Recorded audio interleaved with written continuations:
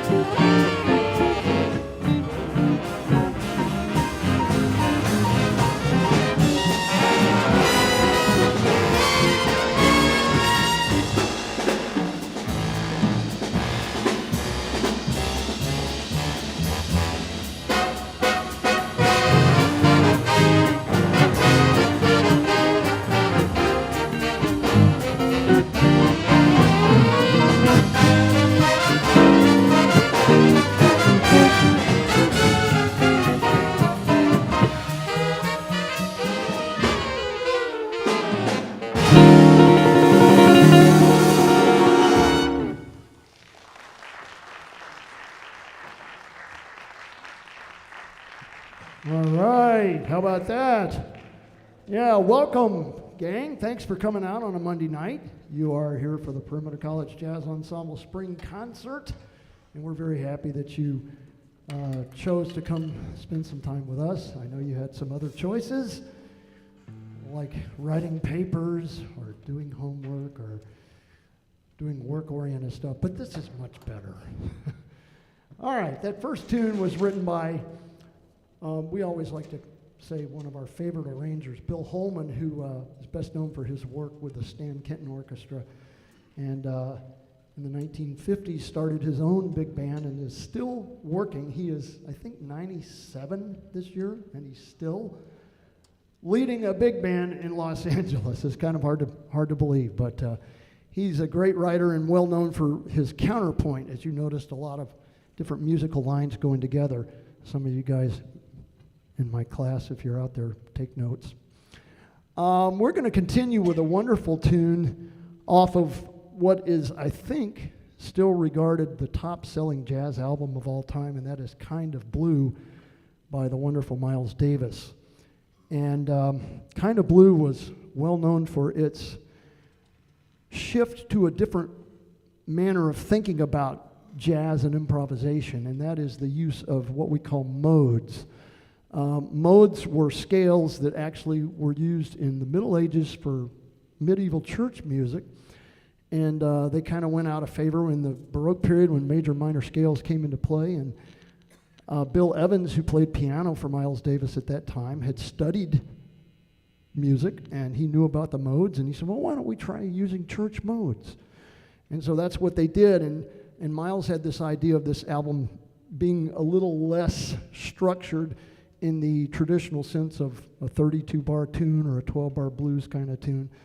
And this tune that we're going to do came out of that album. And when you listen to it, it almost doesn't sound like it has a structure on the original recording. It's really very kind of free-floating. And apparently Miles was attempting to kind of reminisce about a time when he was in Arkansas as a 6-year-old walking through the woods with his cousin, and he heard some gospel music. And apparently he wrote in his autobiography about that. We're going to do a really neat arrangement of it. It's almost kind of a quasi-funk rock underneath, although it's very subtle. And this is going to feature one of our trumpet soloists, Mr. Buddy Ditthardt, on the Harmon muted trumpet playing the Miles Davis part. This is Blue and Green.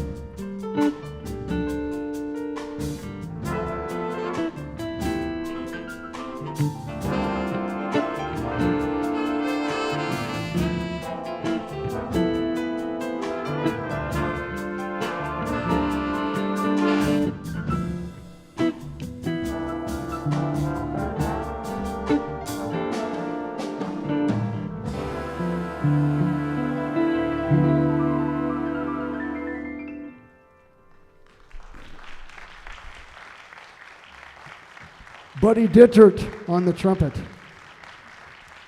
And you heard just a few bars of Mark Tucker there on the piano.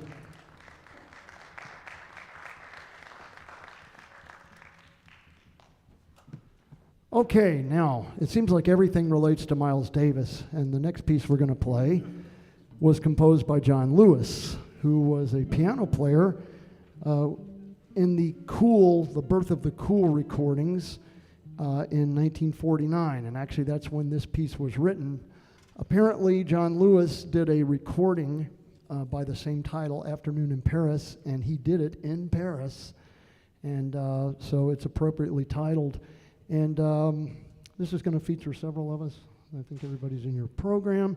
This is a really nice arrangement of Afternoon in Paris.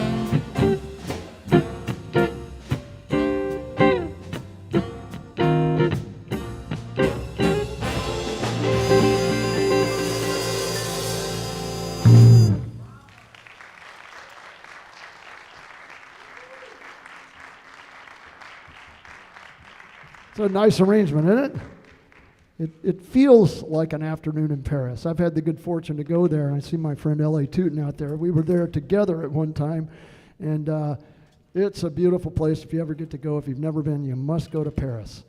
Now, this next tune we're going to do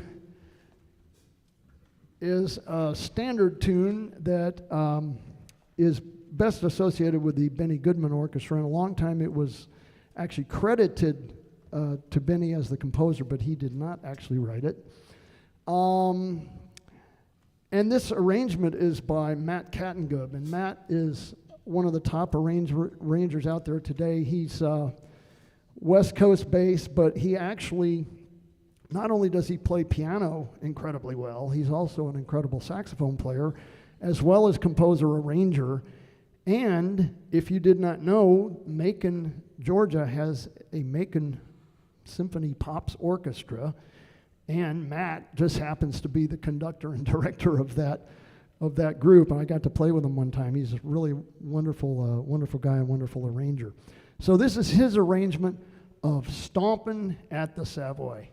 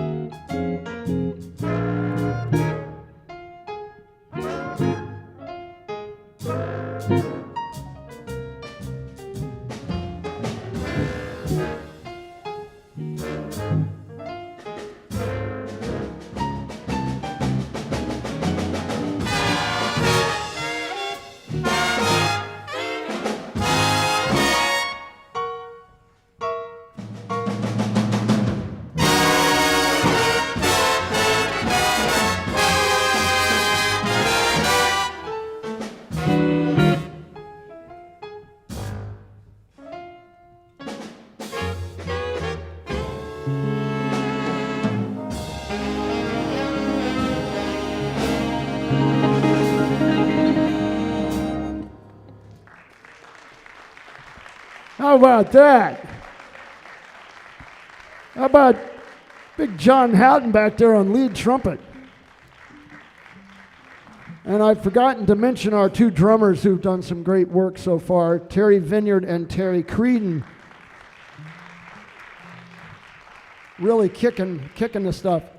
The two things that really make a big band are the lead trumpet and the drummer. They're all important, but you got to have a really good lead trumpet and you got to have a really good drummer, and we got all of that.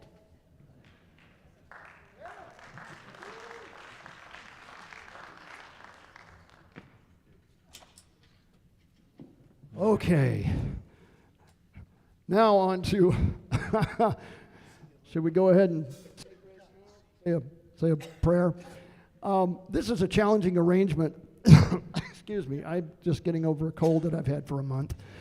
Billy Strayhorn, who was basically Duke Ellington's right-hand person, and basically Ellington said that throughout his career. They worked together for about 30 years, and Strayhorn was a young guy that had written some arrangements that Ellington heard when he was just a teenager. Strayhorn was just a teenager, and Ellington was so impressed, he invited him to come work with his band, and he played as kind of a secondary pianist when Duke couldn't play or didn't want to play. And then he also became one of the chief writers and arrangers for the band, and of course wrote the famous theme song for the band, Take the A Train. This is a lesser-known tune called Raincheck, and apparently he wrote it. He was in Los Angeles, and it was a rainy day. It was that simple, and he named the tune Raincheck. It's a challenging tune because it has some twists and turns, and this arrangement, Nick, are you here? Is Nick Panov here? I don't know if Nick made it tonight or not. Nikolai Panov, who's a friend of the band and a brilliant saxophonist and arranger in his own right, he wrote this chart, and it's challenging, but we decided to give it a whirl, and this is going to feature our saxophone section and Mr. Dick Prange on the tenor sax solo.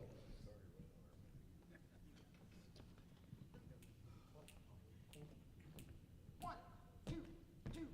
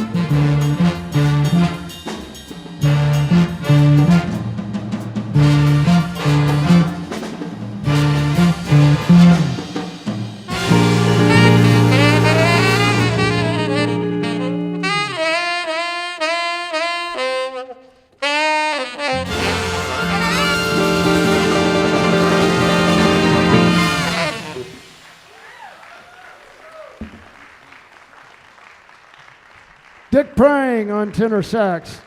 Terry Vinyard on the drums. Yeah, that's a great arrangement. It's a tough arrangement. In rehearsal, we were calling it train wreck instead of Raincheck.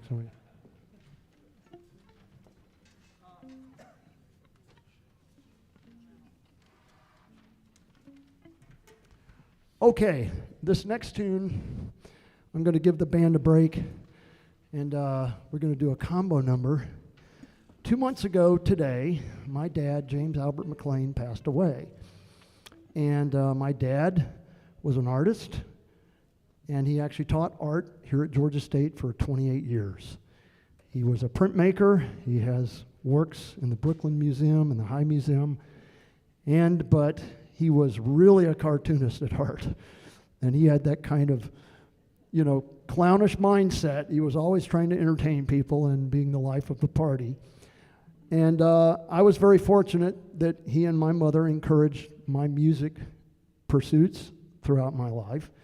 And I was lucky to grow up listening to a lot of different kinds of music. But being a Southern boy and living in New Orleans for a while when I was real little, I really caught the New Orleans bug. And I'm actually known more for New Orleans jazz stuff than anything. And we're going to do a piece by one of my dad's favorite composers, and that's Thomas Fats Waller. And he came by that name, honestly. He was a little bit spherical in stature. But the man was an amazing, brilliant stride piano player, and I don't know how his hands, if you don't know what stride is, you're playing a bass note down here with your left hand, and then jumping somewhere into the middle of the piano to play a chord.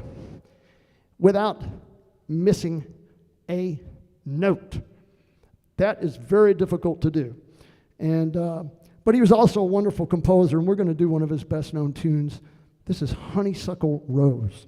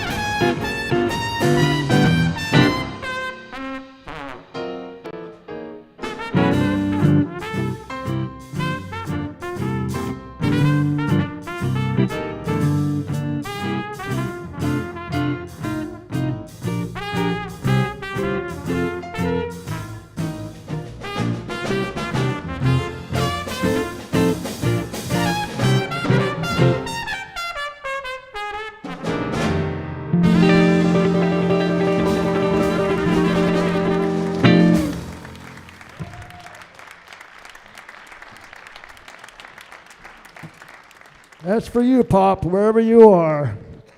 Mark Tucker on the piano. Terry Creedon on the drums.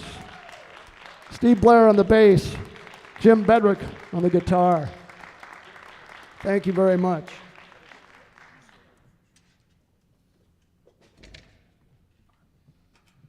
Now, of course, every jazz concert needs a rock and roll tune.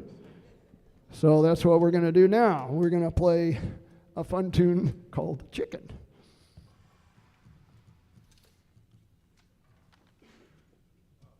This was written by James Alfred Ellis, sometimes known as Pee Wee Ellis because he was short. And he happened to have been a saxophone player that worked with James Brown and other bands like Cold Sweat. And he was a good writer and arranger, and he wrote this tune, The Chicken, and it's been played by a lot of different jazz artists and bands. And this is a really fun arrangement by Kris Berg, and this is going to feature several guys in the band. Hope you enjoy The Chicken.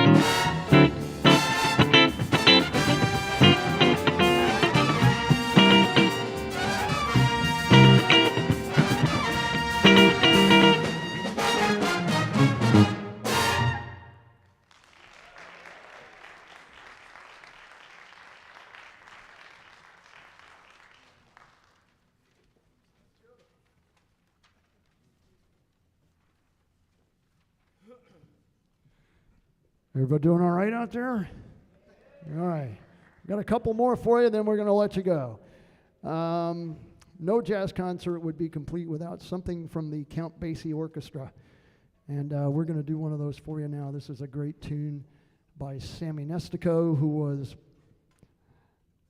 a trombonist, worked with the Air Force Band for a while, and then became very well known writing for young bands.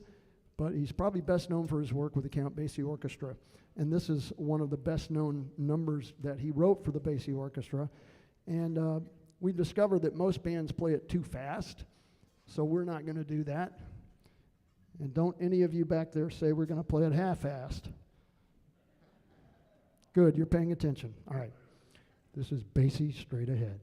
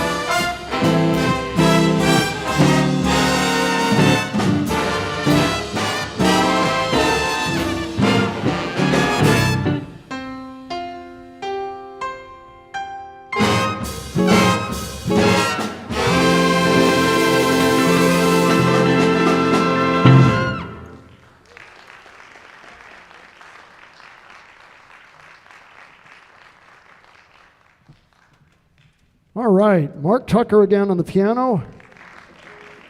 Dick Prange again on the tenor sax. Terry Vinyard again on the drums. Uh-oh, I have the microphone and I'm walking around. Okay, we want to thank you once again for joining us on a Monday night. For various reasons, we are not going to be in action this summer, so you'll have to wait till next fall, probably early December, to come back and hear us. I am going to introduce the guys in the band now.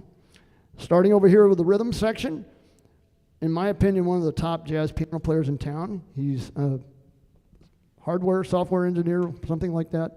He's an engineer by day, and a brilliant jazz musician. The rest of the time, Mark Tucker on piano.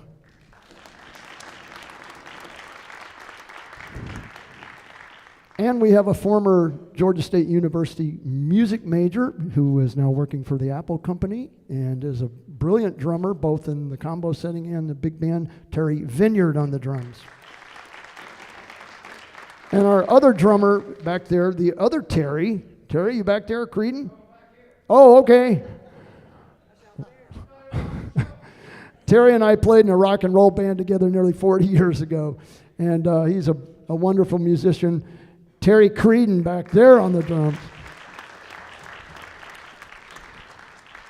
An accountant by day and a brilliant bass player the rest of the time, and you see he played electric bass and double bass tonight. Stephen Blair over here on the bass. And one of our newcomers, a retired ophthalmologist from Emory, and we're very happy to have on guitar Jim Bedrick. All right, let's go to the back row, get the troublemakers out of the way first. This guy's been in the band the whole time I've been running it, which is, I'm in my 25th year of running this band. Yeah, thank you. Started in the fall of 1998, and Gene's been with me the whole time and is a great trumpet player and is now a retired architect. Gene Williford on trumpet. Now, our lead trumpet player is amazing. He played in Atlantic City for years. He's done a lot of professional playing and other stuff. And he had open heart surgery a little over 4 months ago, and he's playing lead trumpet like that. Big John Houghton back here on the trumpet. That ain't easy. All right. And buddy, you do IT stuff, right? All right. Our other trumpet soloist in the band, a wonderful trumpet player, Mr. Buddy Ditthardt on trumpet. And actually, Buddy is one of, I think, 4 guys we have that come all the way from Cartersville, Georgia to play in this band. Yeah. Yeah. And we appreciate it. And we have another engineer in the trumpet section who does sound and lighting engineering and lighting design. Yeah. Whatever. He does that during the day and is a great trumpet player, Keith White on the trumpet.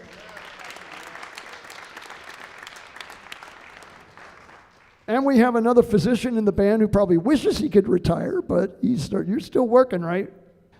Mark is an anesthesiologist and went to Emory University many years ago, and he and I met, our freshman years of college, and we played in the Emory Orchestra together for one concert, and that's when I met Mark. Dr. Mark Merlin back there on trumpet. And now the trombone section. This guy is not only a brilliant trombone player, he's a brilliant dentist. And I say that because he's my dentist. I want to make sure I keep my teeth. No, he really is a very fine dentist and a wonderful person and a great trombone player. Skip Dolt over here on trombone. And along with Mark Merlin, who was in the very first version of this band that started in 1975. We're almost, 60 years old now. And Bob was there at the beginning, and Bob and I knew each other even back in high school. And Bob's a great trombone player and a good friend. Bob Devine on lead trombone over here.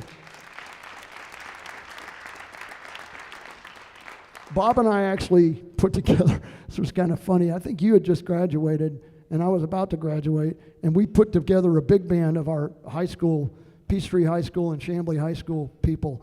And we got a pretty cool photo, but it never went anywhere.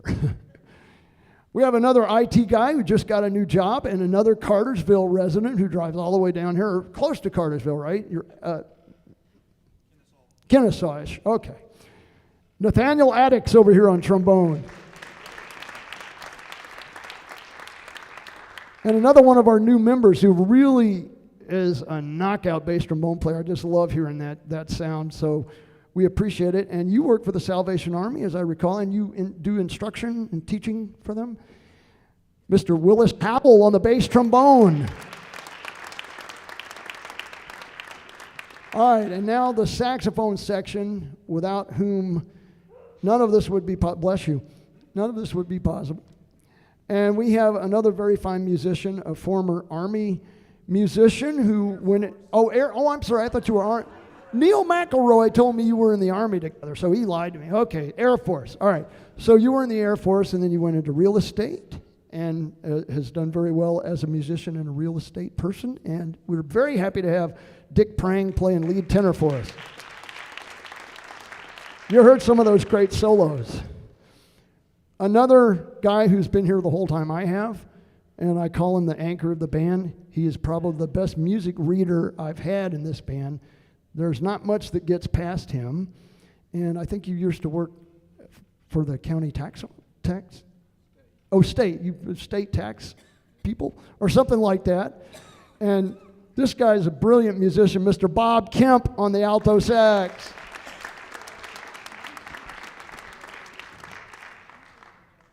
And don't forget, we have another new guy in the band. There's another alto player over there, and that is Roxelle Carter, who is actually a student.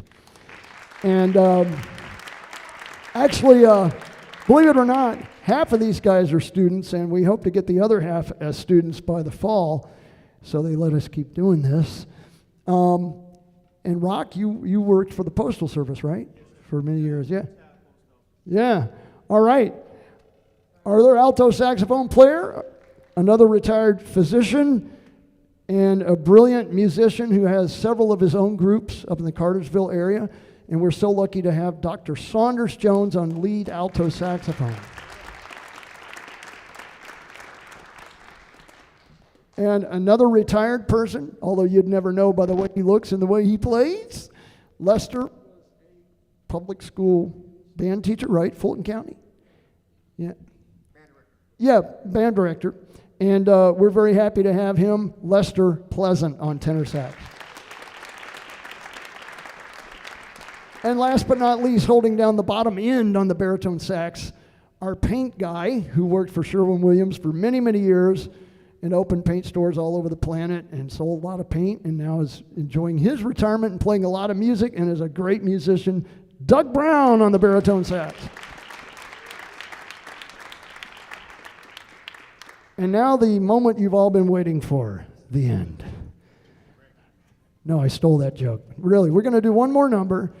This is my own arrangement that I wrote way back when I first started with this band. It was probably the first arrangement I ever did for this band.